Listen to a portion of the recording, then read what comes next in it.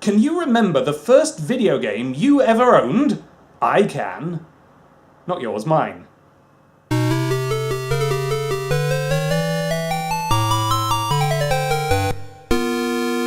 It feels weird to me that most people can't remember their first game, because to me it was such a huge moment. But then most people are younger than me, and to them video games have always just sort of been there. Well, I remember a time before it was normal to have video games in your house, and what it felt like to see them for the first time. That's me, in the past. See how happy I am? If you've never been to the past, you probably think of it as some sort of prologue time where they hadn't quite got things right yet. But no, it was full of stuff we found tremendously exciting. I'm going to see if I can't make you feel why those things were so exciting. And to do that, we have to travel back in time. The 80s! It's remembered now as a bit of a silly time, but actually, it just felt normal, the same as now. It's just that people back then were less afraid to dress in silly clothes and have silly haircuts to counter all the bricks and rain.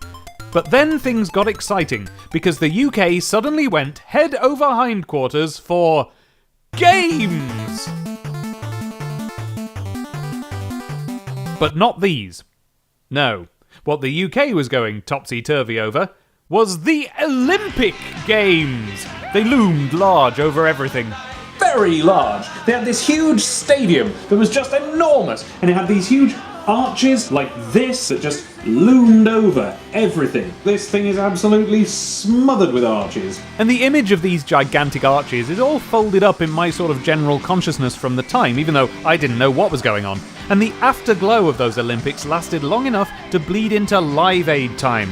And so there was just this sense of lovely things happening on nice hot days.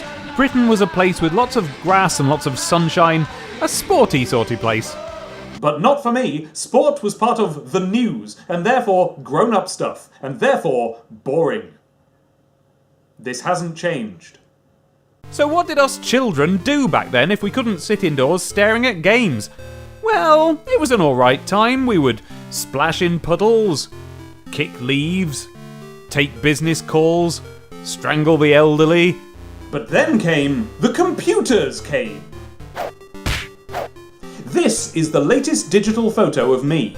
And this is the very first digital photo of me. See how far digital cameras have come since? This one was an entire wall with a lens, and then you waited for the printout. Look at what this picture is. It's just a mesh of big grey dots. Also, apparently, the camera was housed in something called the Technodrome, a whole year before the one from Turtles, which is a bit weird. I show you this to illustrate that computers in the 80s were not what they are today. But I wanted one. I'd seen them, I'd seen what they could do, and it was basically like magic to me. The idea of being able to control things on your telly screen was as unbelievable at the time as a storybook whose pictures could move.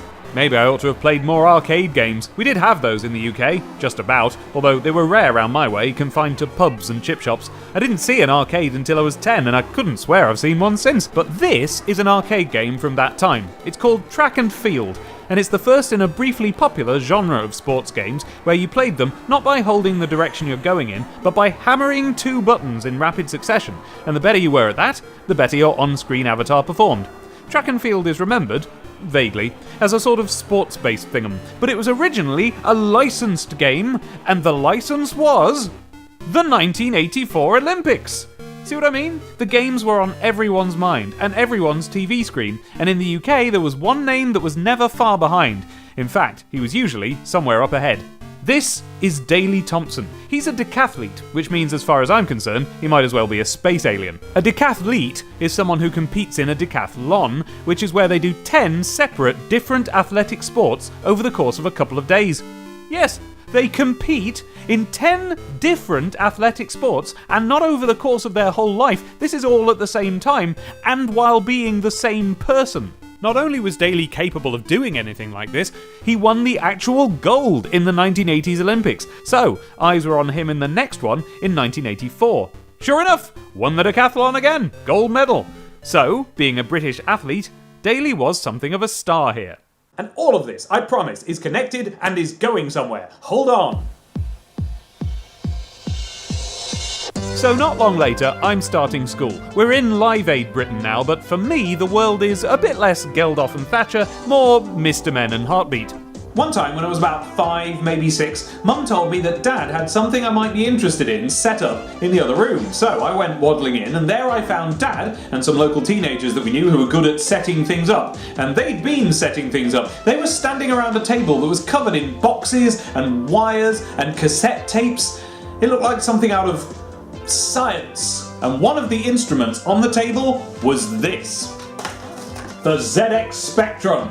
Well, not this. Actually, it was an earlier model than this. This is just the one I got to hand. The one on the table that day was the Spectrum 128, the first 128K model, which was a big thing, mind you. That was a lot of K in those days. And it was running my first ever computer game. And what an experience to see those little mosaic creatures moving around on the screen in a way I'd never seen anything move.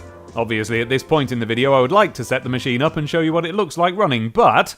Damn it, Miss Specky's on the blink. I'm just gonna Photoshop one on there, alright? And you just put up with it and I'll sort it out another time. Okay, so.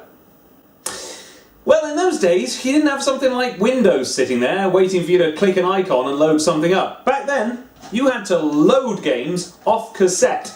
You started with a relatively blank screen, then you had to pop a tape in the tape deck, being careful not to cross in front of the screen with your arm or the tape, because then the Photoshoppy thing wouldn't work. There you go. And then press play. And then wait.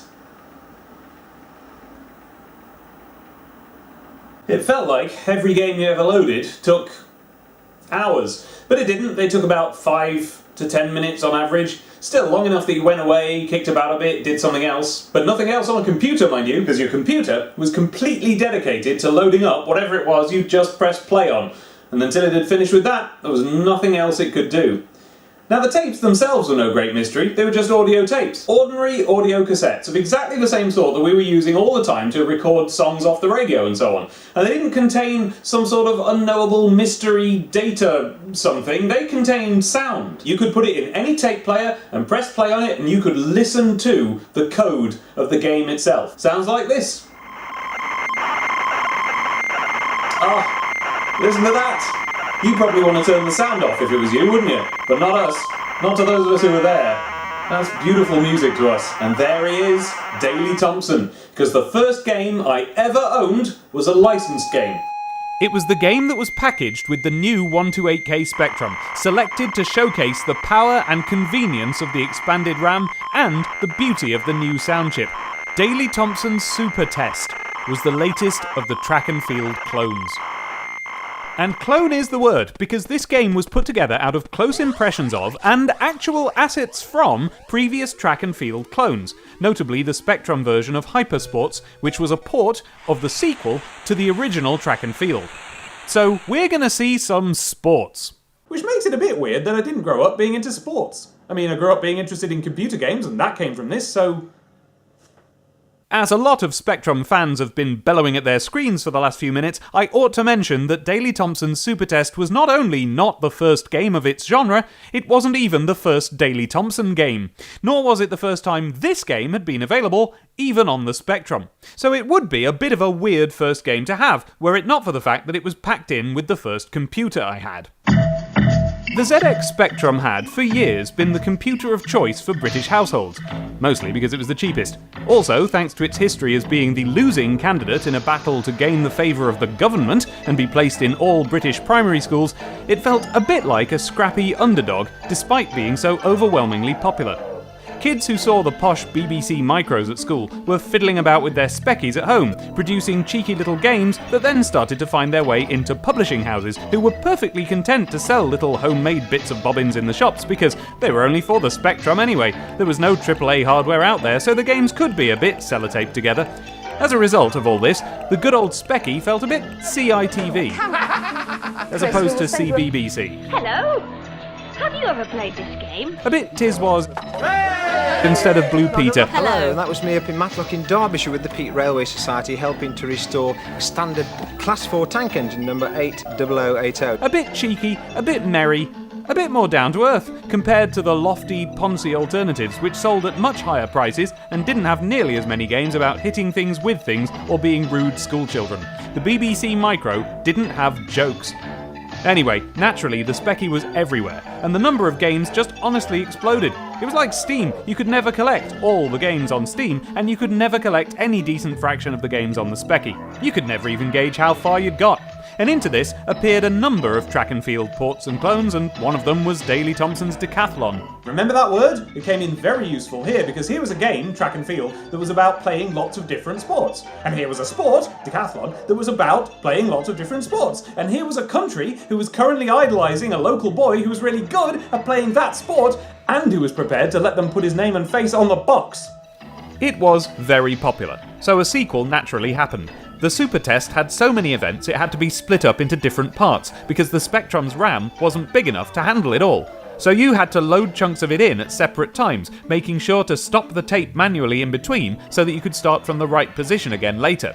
And this last detail is why, when they released a Spectrum with a remarkable increase in RAM, they packed a new version of Super Test in with it, because now the whole thing could be loaded into memory at once. A remarkable feat at the time. You could go away while the game loaded, do something else, and not have to worry about hovering your finger over the stop button on your tape deck. And you flipping well had to go away as well. It was one of the longest loading games I ever owned. But loading it all into the memory at once wasn't the 128K version's only trick. There was also the music.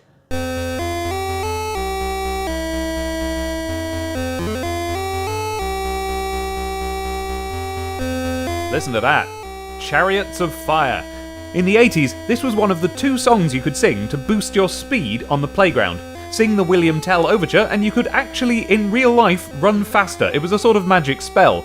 But sing Chariots of Fire and the rules completely flipped upside down, because now everyone would be running in slow motion for as long as the song lasted, and you could pull off complicated bullet time moves. Yeah, you had to know the right tunes to run in the 80s. It was a funny old time. You would think that there'd be better graphics in the upgraded version as well, wouldn't you? But no, not in those days.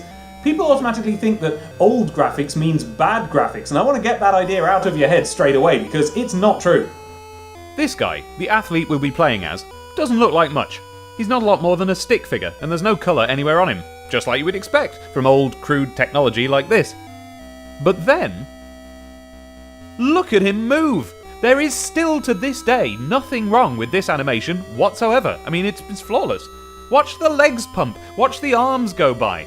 By moving him so well, the animators turned this simple sprite into a real, believable little sprinter. And that was pure artistry, and it was all we needed. And for a bit of context, here's the running animation from the predecessor, Daley Thompson's Decathlon. It's absolute nonsense. Look at him, it's like QWOP. But the hardware is the same. The difference here is entirely down to the animator's skill and the amount of effort put into making it look good. And it did. This, to us, looked good. Pixel art is an aesthetic now, and sometimes we'll play a game for no reason other than its pixel art, which we expect to be wowed by all the way through. But more often than not, 2 levels in, you've stopped seeing it, beautiful though it is, because you're fixed on what you're doing in the game instead. Same then. Graphics only mattered for the first few minutes, and then you adjusted to the new reality and were just playing a game. The difference is, modern pixel artists have a lot of room to make their creations look the way they want them to look, and the limitations are self-imposed, whereas in the 80s, those limitations were very real, and artists often had to find creative ways around the fact that they couldn't draw, for instance, a curved line. Very often, they botched it a bit, and created graphics that took big leaps of the imagination to interpret. But we were trained for that. We saw the most basic shapes and accepted them immediately as real things. Trouble is, we didn't always know what they were supposed to look like and interpreted them wrong. What about the sprite we saw running on the title screen? There's no room for interpretation there, right? His little arms and legs are very clear. But in fact, this guy is all about player projection. A lot of people wonder if this is Daley Thompson's Super Test, where's Daley Thompson? He's nowhere to be seen, and that of course is because Daley Thompson isn't supposed to be in it, it's just a game with his name on the front cover. Instead what we have is this extremely generic looking fellow. But even on such a simple figure as this, our visual interpretation does come into play. Look, without trying, just drawing this guy the way I see him, I've given him a fringe that the sprite doesn't necessarily have, and it's entirely possible that the line I've interpreted as a mouth could be a moustache, like Thompson's own. And here's another thing to consider. The sprite's body appears to be taken from a previous game in this loosely connected series, Hypersports, whose code was used as the basis for this game. but he has a different head now. The Hypersports athlete, who I shall call Hyper Bill, is a very 70s, 80s looking man who leaves less room for interpretation than Supertest's sprite. Why change his head for this game? Well, although Supertest's athlete doesn't look much like Daley Thompson, it's possible to interpret it as looking like him if you wish. The same isn't true of Hyper Bill. In fact, this guy's head is so generic, there's a very wide range of people you could imagine he is, including yourself, if you're a fairly typical-looking 1980s boy.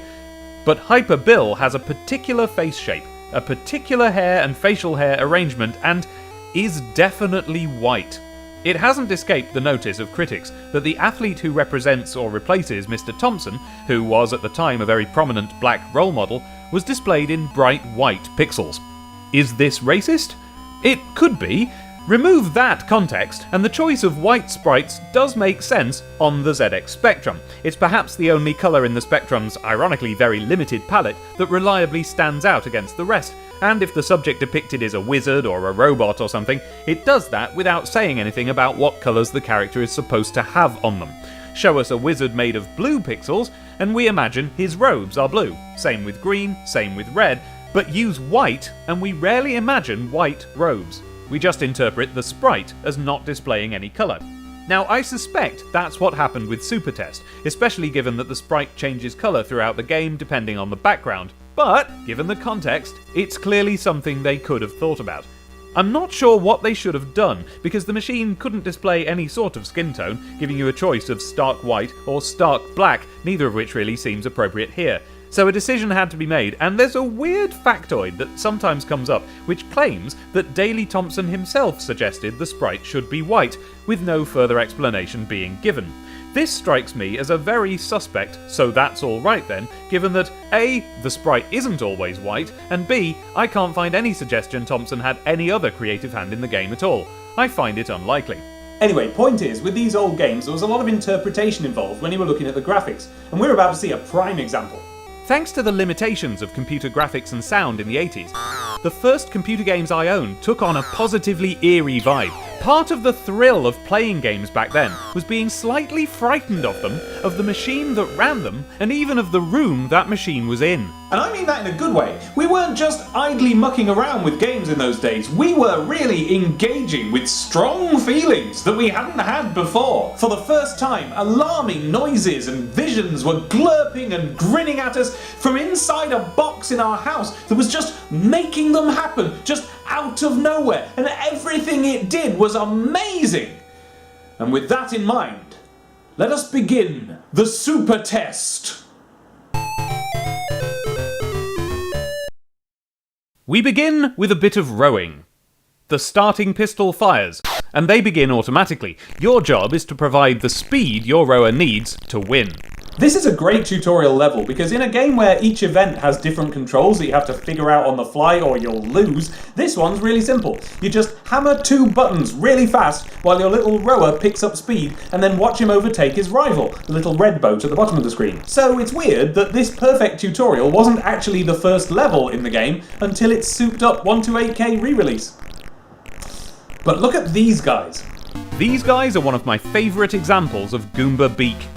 You're watching this with a brain that's been around the block enough times that when it sees this sprite and this animation, it probably interprets it correctly as a human figure rowing a boat.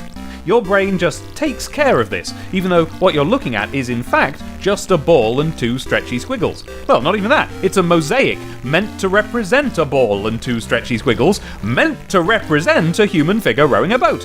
And your brain can figure that out instantly, because it's cross-referencing what it's seeing against everything it has seen before, and this is the really clever bit, acknowledging the existence of an artist who drew this sprite and making assumptions and deductions about what that artist would be trying to communicate, based on things like common shorthand, common experience, and so on. You don't see a pixelated blob and squiggles, you see a rower.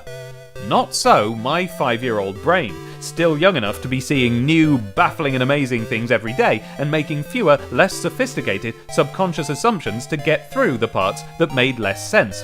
I did not know that rowers face backwards. So instead of a little rower framed by this oval seat area facing this way, I saw a giant oval face looking that way. Force yourself to see it. He has a pointy chin and a big bulbous black nose that's actually supposed to be the figure's head. And those arms, those are what pass for his eyes, although they only really qualify as eyes because of their positioning above the nose. But remember, 5 years old, confronted by my first ever computer game. Everything about this is alien and strange and freakish to me. When my television is shrieking and playing music made out of roaring beeps and showing me strange cartoon figures made of mosaic tiles and allowing me to move people around on a telly screen in a world where that's never happened before, why is it a leap to imagine that those cartoon figures would have weird faces? Maybe that's what games are. Maybe they're aliens. Maybe they're people and I just haven't experienced enough of the world to know why anyone would depict people this way. Maybe it's a necessity, like the apparent need to make everything out of squares for some reason. I don't know. I'm 5. All I know is this guy has a really weird face. Then he starts rowing. Watch as his face bobs up and down. Watch as the eyes elongate as his face tilts up to look at us and back down to look forwards. Up and down, his round nose keeping time with the oars that are sticking out of the side of the boat. And those eyes that are like fried egg yolks drooling down the sides of his face. Like Kiss with their makeup running. That's it, he's a clown. A horrifying alien crying clown with a black nose instead of red. Eyeballs melting down his cheeks. A wraith. A creature. And my job is to help him to win the rowing.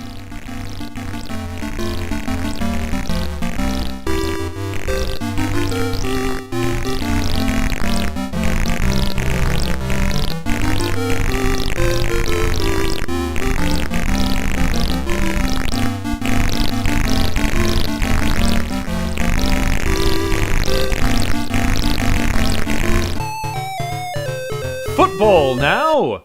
Football, but I don't care. Ready? The screen asks. And are we? How can we tell? We're presented with a smirking football, the patronage of the mysterious Gay Dan, a few HUD elements that don't massively explain themselves, and just seconds to figure out what the controls are. Nothing happens until we start hammering those buttons, at which point the power gauge starts to fill up, as you'd expect. Then there's a split second of angles and charts, until the football is kicked, the goalie jumps, and pure chance defines whether or not you scored a goal. Or so I grew up thinking. But then, when I played it again for this video, my wife pointed out that as you press or hold down the spacebar to kick, there's an ultra-fast animation of the ball scanning across the net, which in theory can be used to kick at a particular advantageous angle. In fact, it happens so fast that I don't think it's any more useful than the number next to it, which also zips upwards too fast to see. All they do is show you, after the fact, what angle you just kicked at. I also don't know which angles are good ones, so really I'm still stuck with hitting space and seeing what happens. And what happens is, sometimes you get a goal in, and it's off to the next round. And now for one of my favourites. For the ski jump, the screen is divided up into lots of little boxes, which seems a bit complicated until you figure out what they all mean. Luckily, this is much more intuitive than the thing with the angles a minute ago. Here's our guy getting ready to ski in the left-hand box. The pistol fires, we start hammering. But look over here, we've got 2 other boxes showing our skier's progress from a side-on view and an overhead one. Anyway, when we reach the end, our job is to jump at the exact right time, and land at the exact right time. The jump's easy enough, up we go, you just hit spacebar. Sadly, if you miss the jump, you don't get to see him plummet off the end. But his brief slide into blank space is reminiscent of a cartoon character obliviously walking off a cliff, so it's quite funny. Up he goes, and he's now just adrift in the sky, so we have to look at the diagrams to see when he's approaching the ground. And then... perfect landing. But it's quite fun to get wrong. Depending on whether you angle your skis too early or too late, he either gets stuck in the snow and is frankly revolted by it, and I didn't know yet about the sporting word foul, so I thought this was just the game commenting on how disgusting it is to get your feet in some gross snow, or he tumbles off in a big roly-poly snowball. Either way, lovely fun. Next up, Tug of War, and just have a look at this lineup of opponents. Isn't that beautiful? If you've any hope of understanding what it felt like to play these old games, then I'm afraid you're just going to have to learn to find this beautiful. No, but look though, there are all these bizarre cartoon people built out of pixels. They sit exactly on the line between being hilariously well realised and really creepy and spooky. I remember being freaked out and impressed in equal measure. They get harder to beat the further down the list you go. Look, there at the top, there's our old pal Hyper Bill. So let's start with him. Once again, we tap at the buttons, gradually pulling towards our side of the, pitch. What's the name for where they have professional tug of war? Do they have professional tug of war? This one's actually really tricky. Even Hyper Bill, the easiest opponent, is a bit of a struggle. They've done some nifty coding here to simulate the feeling of trying to pull against something that's pulling back. It never feels like a simple or sure thing, and when you get about halfway down the board of opponents, it becomes very tricky to win at all. And when you get all the way down the board, Gus. Everything about Gus is terrifying. The design for Gus is an amazing thing. It's supposed to resemble a human face. It starts off okay. If I put this cheek here, put in a brow for him, he's got quite a sort of a world-weary kind of a brow. He has this jutting out jaw that doesn't really make much sense at all. This strange place here where his nose seems to tuck into his mouth and then sweep back until it gets lost in a sort of thicket of hair. What sort of strongman character has this giant tucked up, scrunched up face, and yet isn't a sort of a skinhead brawler type, but has this big mop of hair at the back? One day, I will understand the mysteries of Gus. I wonder if I can track down whoever it was who designed him. Gus here is more monster than man, you know? It's a very, very strange design. It's something else. Something beyond human. Something that really could only ever be depicted in ZX Spectrum style graphics, where exactly what it is you're looking at is always open to a certain amount of interpretation. And quite apart from the way he looks, he's completely unbeatable. I genuinely don't think it's possible to survive Gus. I think he was put there as a joke. I think he's just all the numbers turned up to maximum. You start the fight with Gus, and before you've pressed a single thing, he's zipped over to the finishing position and it's all over. Gus is a beast.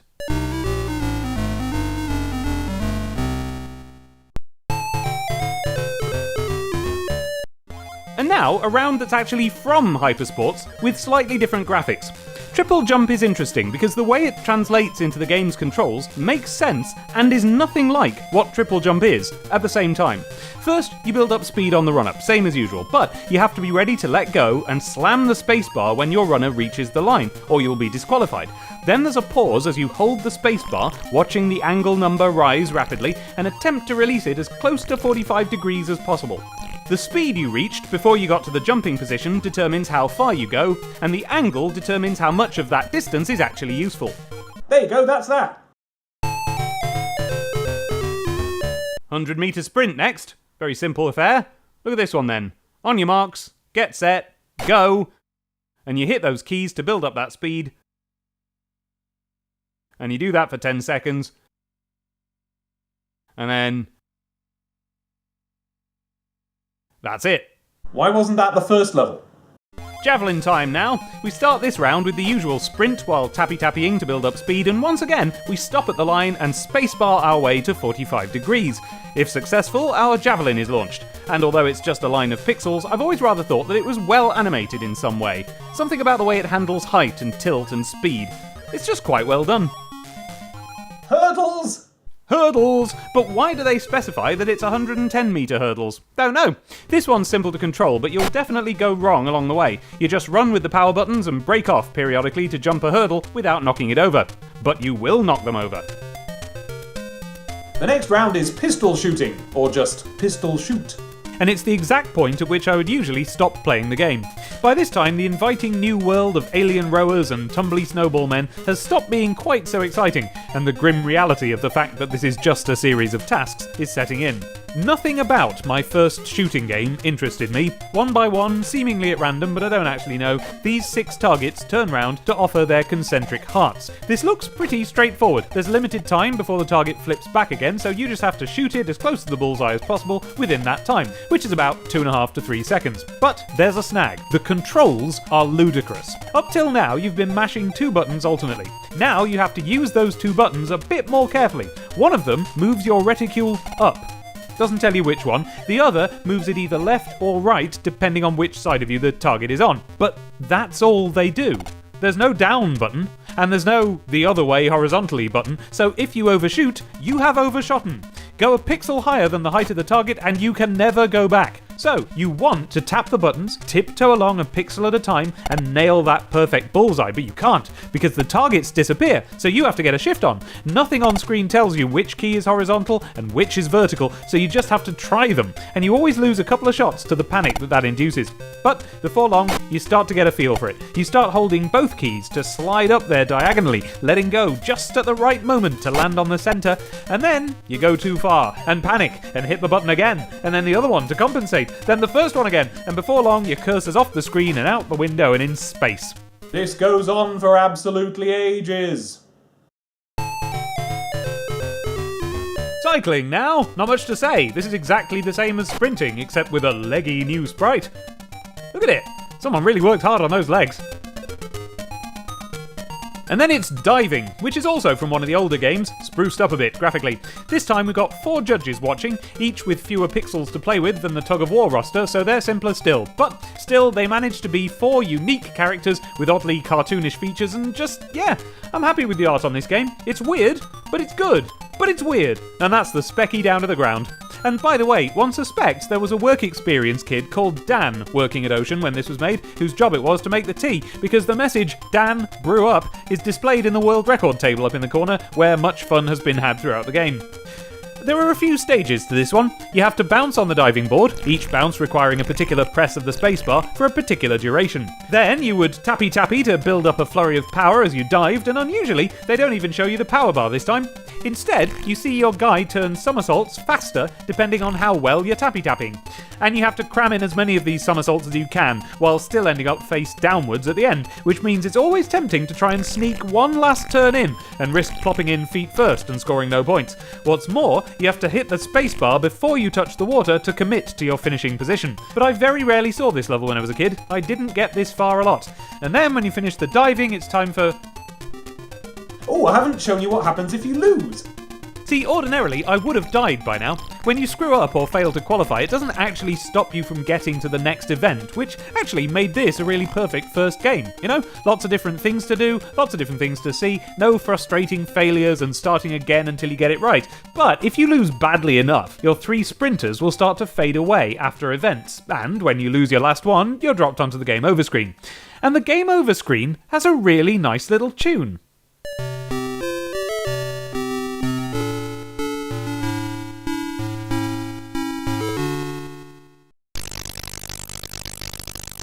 And there's us, weeping fountains of flatulent tears over Hyper Bill's victory. We can't even bear to get up on the second place box next to him. And I did once weep along with this guy when I tried to play the game as an old hand at it, although not so old hand as to be older than, say, 7 or 8, and found the keys weren't responding and I was getting thrashed at every single event. Apparently I persisted long enough to reach the game over screen, getting angrier and more frustrated along the way, until I was in tantrumy floods by the time I lost all my lives. Mum calmed me down and suggested I just reset and try loading it up again, which worked. I've just now realised though that I probably just forgot to redefine the keys at the start. Alright, on to the next event then. So you've done the diving and then... Oh, I forgot to tell you about the music! Remember I told you that this was supposed to be a showcase for the new 128K Spectrum and that the only difference really was that you could load it all up at once instead of 4 times between different events? Well, that wasn't the only difference. This, for example, is what the earlier 48K version of the game sounded like.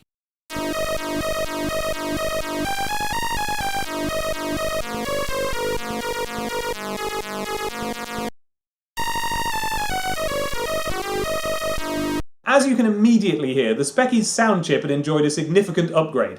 Now, the new AY chip was not as good as the C64's SID and never would be, but at least the beeps it made when compared to the 48K Spectrums were warmer and fatter and softer and nicer to listen to. And there was a lot you could do with them. We were already used to the sound of simple beeps playing tunes because synth keyboards were getting cheaper and starting to be sold as toys, so it's not like this was the first time we'd ever heard such a thing. But as you can hear, the keyboards with the simplest sound chips tended to play very simple things, the idea being that you'd use them for a single element in the mix of a bigger recording. But on the Spectrum, C64, etc., the game had changed. Now, with all the sound having to come out of a single chip and the increasing normalization of music in games, composers were starting to experiment. How could they play to the strengths and indeed limitations of the chip? And how much, with careful coding, could they weave into a single 3-channel sequence?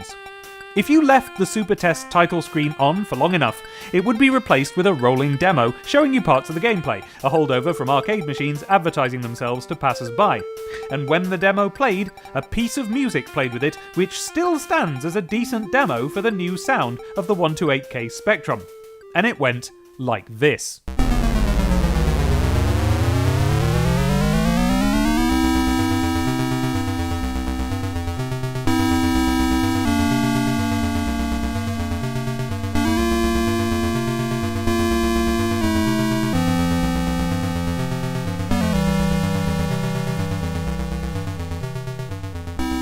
After the initial roar that basically shows off how much sound the Spectrum can make now, it's a nice enough tune. And around now, you'd usually hit a key and go back to the title screen to play. But listen to what happens if you let it run, how intricate and urgent this music starts to sound.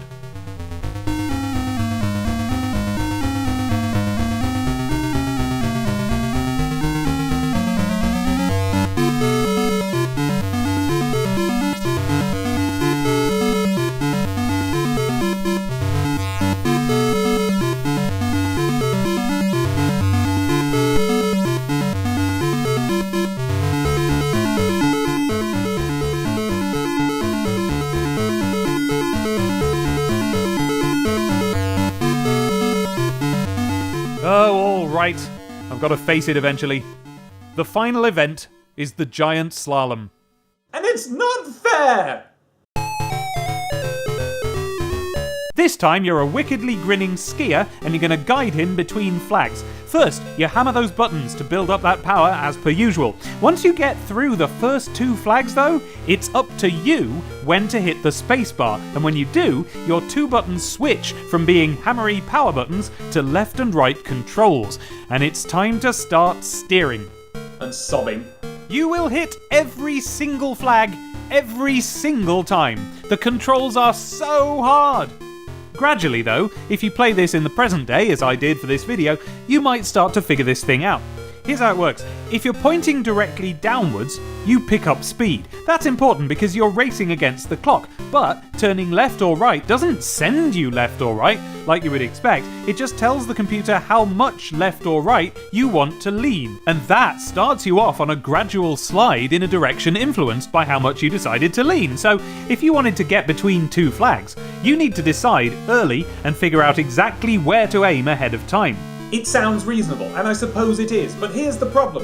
The reason I said you might figure this out if you play it in the present day is that now we can play it on an emulator and abuse save states. If you don't, then you have apparently, according to the tape inlay, 2 chances to get this right. And when you get it wrong, you lose a life. And if you've played perfectly all the way through the game up till now, you've only got 3 lives, unless there's a way of playing so perfectly that you gain lives, but if there is, I haven't done it enough times to remember that there is. So, you've got 6 goes at this, and then you're dumped back to the beginning of the whole game, and you have to do it all again to get back to here, by which time you've thoroughly lost track of your progress in figuring out how to control it. It took me 50 minutes of pure save state abuse to get through this, and there's no point counting how many attempts that represents. I mean, you can if you want, feel free, it's up on Bulma Boop's Buttons, my gaming channel. And when you win, that's it, you've won the game.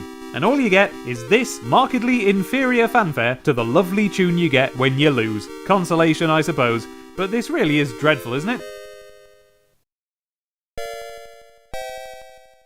And then the game starts again, but harder. I've never won it before, and on this occasion I didn't bother with that because who cares? I'm already entirely at the mercy of chance anyway. I've never figured out whether the key is to hammer the buttons fast or rhythmically or what it is. So that's my first game. It probably looks impossibly old and archaic to some of you, but I was playing it in a time when it was amazing that even such simple things could be generated in real time by the circuits in a box in your home. And that's why I like to hear that old Spectrum sound. The electronic chirps and warbles of a game being loaded up. It's a sound that means the same thing to me as the smell of the lawn being mowed or the Sunday dinner being cooked. It's a sound that me and my friends used to gather round to wait in anticipation of what weird new experience was coming at the other end of it. Because when games were a wild frontier and the genres that we have now hadn't been hammered out yet, each one could be something completely new. Well, I hope I've given you some idea of what it was like.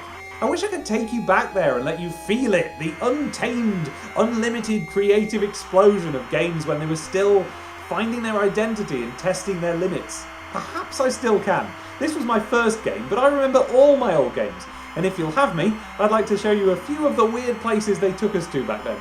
Meanwhile, if you can remember what your first game was, I'd like to hear about it, and I'd like to hear specifically about what it was like to experience games as a thing for the first time through that game. So tell me in the comments, and if you don't want to miss the next time I tell you about one of these, then I'm afraid you do have to hit the bell next to the subscribe button, because YouTube's gone and changed it so that now it won't give you alerts unless you've hit that bell. If you want to see me playing these old games, or you want to know in advance what the next one's going to be, then subscribe to twitch.tv/DemonTomatoDave, which is where we play them. And if you want to see these videos before anyone else, or you want to hear 50 minutes of unreleased songs, or you want to hang out once a month, or you just want to make sure that I can afford and have enough time to actually make these videos in the first place, then go and have a look at patreon.com/DemonTomatoDave. Someone did, so I was able to make this video. You better had, or I might not be able to make any more. So I'd love to help you to feel what retro games were like when they were new and when you were seeing them with fresh eyes that hadn't seen anything like that before, and maybe I can. I just need to show you a few more. But to me, it all goes back to Daley Thompson's super test.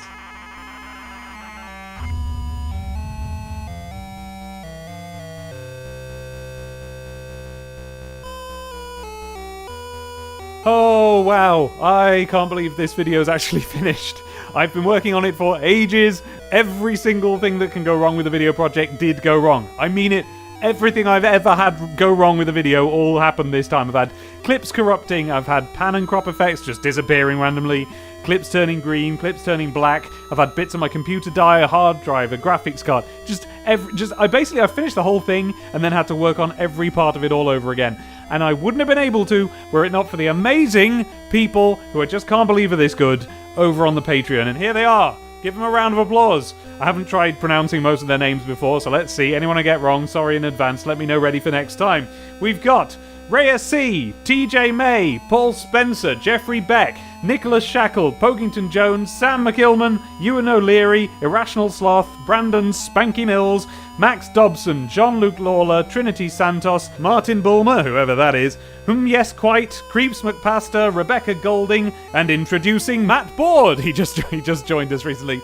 Aquarian, Yuki Akuma, Jess Newman, Matty Franklin, Hayden Hillenbrand, Achilos, Catherine Anderson, Kieran Jones, Blue Blur 2006, The Life's a Pitch podcast. I've guested on that, go and listen to it. Ross Originals, Victor Wallen, Jack Sugru, Matty Crocker, Ian McCoish, Irakia, Mark Price, Liffey, Malky Hedy, Michael Lay, Jeremy Elkiam, Comics Ladybird, Miriam Malky, Joshua Hope, Nate Wilson, Thomas King, Jaron Z, or Jaron Z, depending on where Jaron's from, Jan Sala, Eric. Now, this has got some punctuation from languages I don't speak, so I'm just going to have to say it in my accent. Eric Pilo Mililo, Razorhead, now then, I've said this correctly before, Linus Schwerholm, I think, Nulani Takrea, Aaron Hackett, Bram Borger Johnson, Rebecca Jewell, Peter Hasselstrom, Mikhail Monia, and Brent Black. Thank you. This video was by and for you, and let's see if we can't make some more of them. Bye!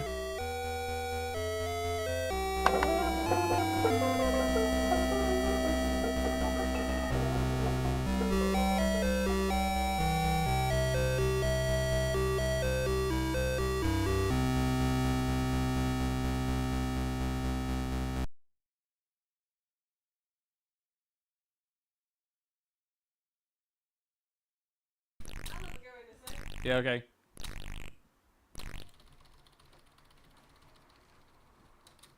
Yes.